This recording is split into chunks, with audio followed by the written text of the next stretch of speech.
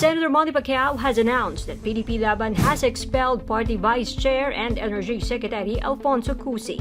Cusi was expelled for violation of the PDP-Laban Constitution by showing allegiance to another political party.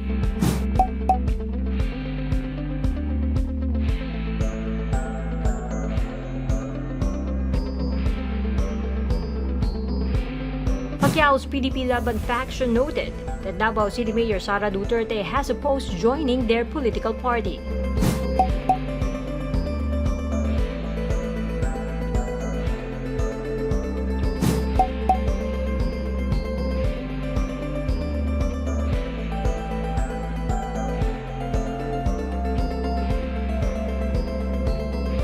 Also expelled were PDP-Laban Deputy Secretary General Melvin Matibag and Membership Committee Head Astra Naik. 3 resolutions were issued in response to a manifesto signed by more than 10,000 grassroots members.